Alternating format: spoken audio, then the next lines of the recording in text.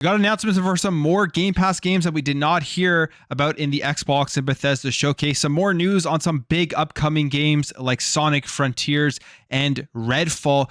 What is going on with Halo Infinite with their microtransactions for their armor? And there is a new controller coming out for the PlayStation 5.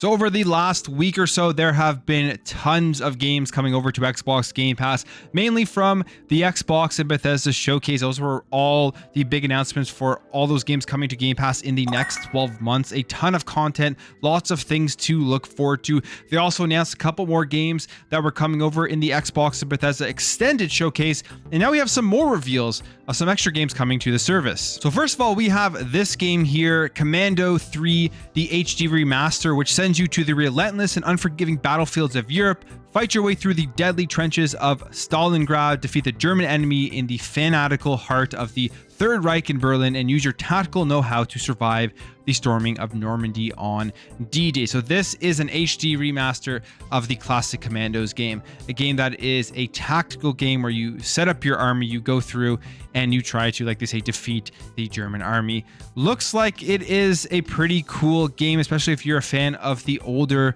Commandos games. This will bring you right back to the action in just an all-new remastered version of the game. And this is going to be making its way onto Xbox Game Pass on September 1st, 2022. And then we have this one here called Immortality, which is an interactive film trilogy. And I think we may have heard about this one before, but now we have the official release date for it coming to Xbox Game Pass. This was announced at the PC Gaming Show, and it is coming on July 26, 2022. And you can see here, it's just full film where you're going to be making your decisions, and it's more just of an interactive experience than an actual game using real life characters and movies and stuff like that. Up next is Signalis, which is coming on October 27th, 2022.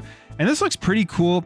They say here it is a classic survival horror experience set in a dystopian future where humanity has uncovered a dark secret, unravel a cosmic mystery, escape terrifying creatures, and scavenge an off-world government facility as Elster, a technician replica searching for her lost dreams. And this looks pretty cool. It has like a very, very retro vibe to it, where it has some point and click stuff. It also has some gunplay, and you're just going to be trying to survive and figure out what the mystery is. But you can see here the point and click stuff, the adventure of going through the different facilities, and then some of the action you're going to get into fighting off your enemies with some shooting. And then finally, we have Victoria 3, which is coming to PC Game Pass in 2022.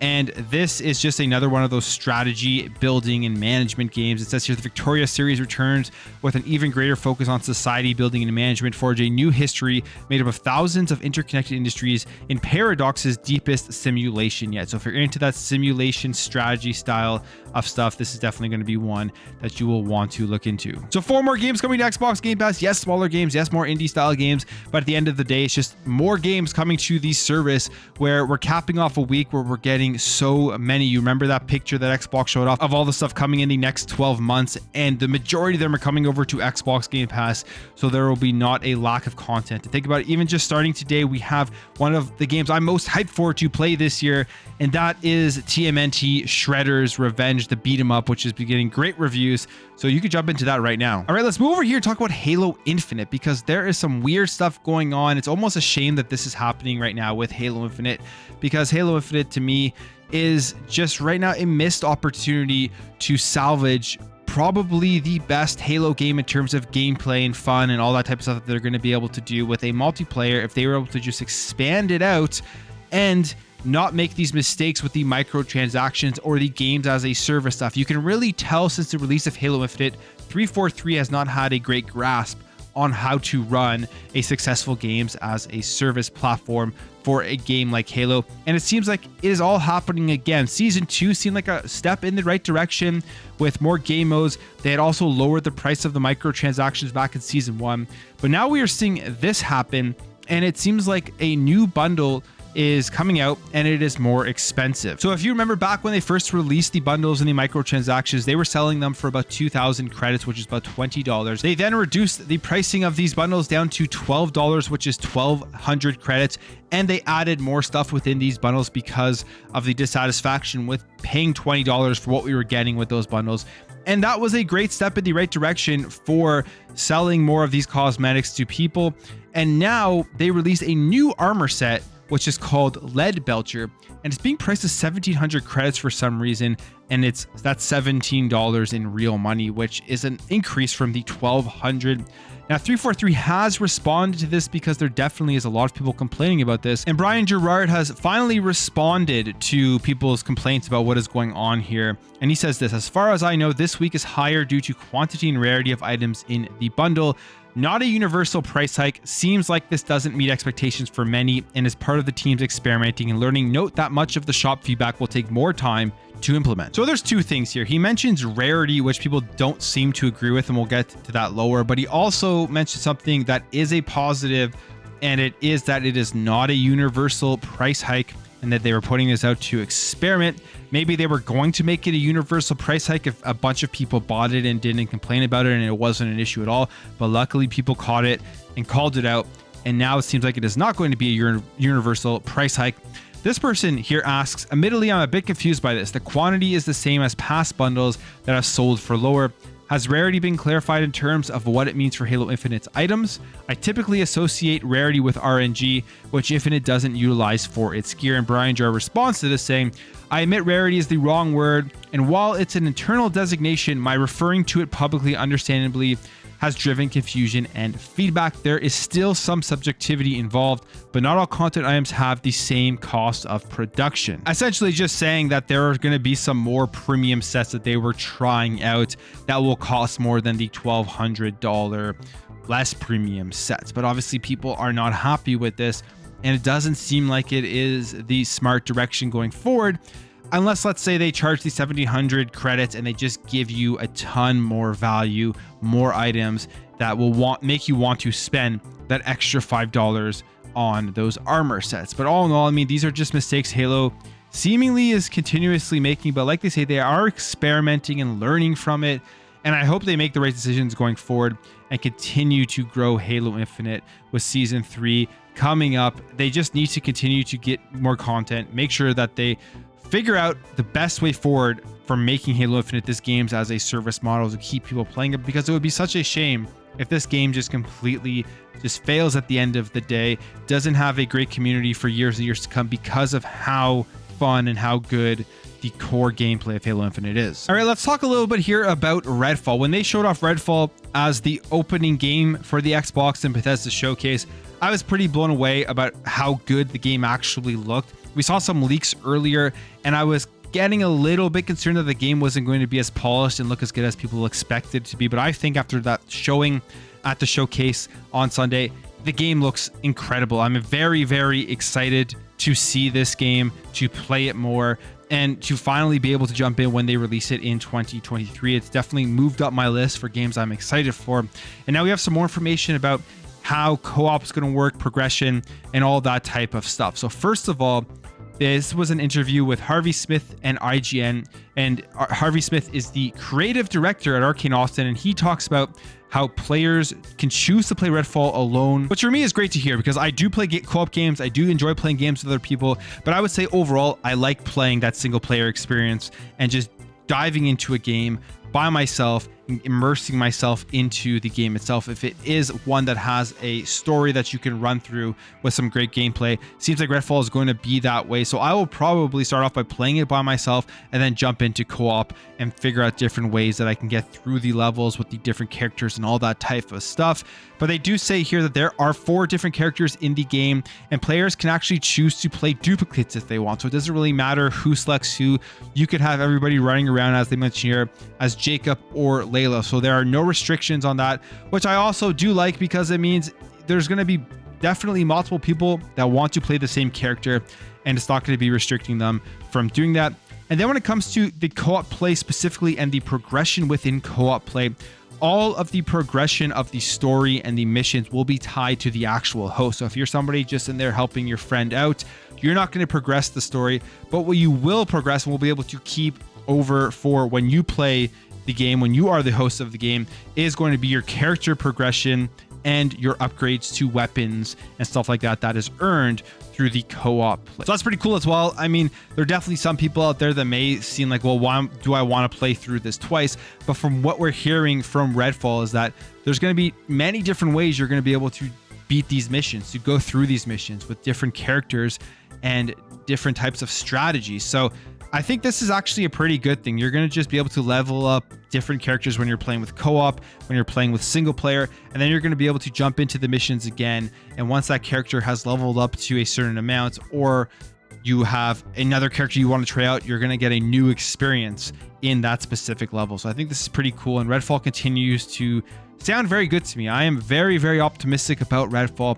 I think this is going to be one that really surprises a lot of people. And hey, I mean, it's a day one Xbox Game Pass game. And then we got some more information about Sonic Frontiers. I'm actually very excited for this game. I know there's been a lot of talk going on about it needs to be delayed.